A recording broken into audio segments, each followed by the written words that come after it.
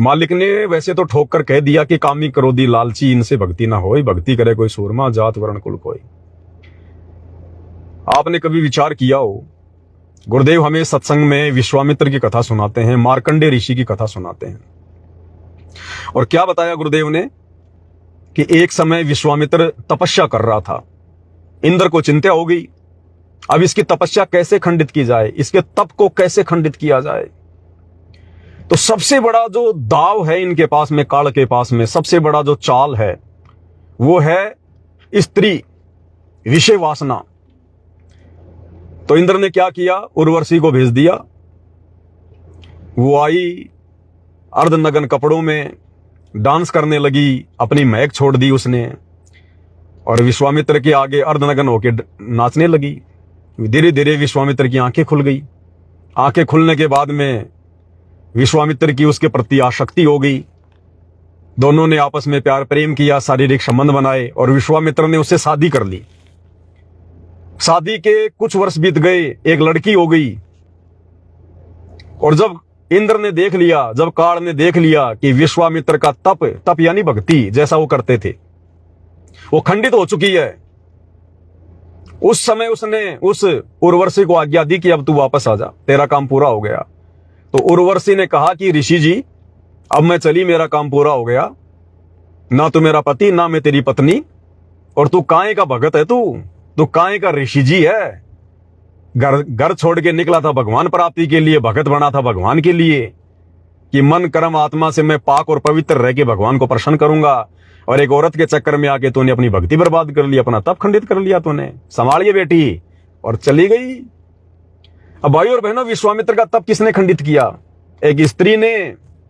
विश्वामित्र ने कोई व्यभिचार नहीं किया, कोई बलात्कार नहीं किया, उसने उस उर्वशी से शादी की, अपने पास अपनी पत्नी रूप में रखा, और वो उसकी पत्नी भी उसके लिए भक्ति की बर्बादी का कारण बन गई, बर्बादी का कारण है। इसलिए भाई और बहनों, ये सबसे बड़ी जो बीमारी है ये स्त्री है। भक्ति मार्ग में स्त्री, कहते हैं ना, चोर को खांसी और भगत को दासी, ये सबसे बड़ा रोग है ये। अगर आप भक्ति करने निकले हो घर से, या अपने घर में रह के भक्ति कर रहे हो, दासी यानी स्त्री, विषय वासना, ये सबसे बड़ा रोग है। और चोर अगर चोरी करने निकला है और अगर खांसी हो रही है उसको, तो वो उसको मरवा देगी। घर में घुस गया और खांसी शुरू हो गई, पकड़ा जाएगा, लोग मारेंगे।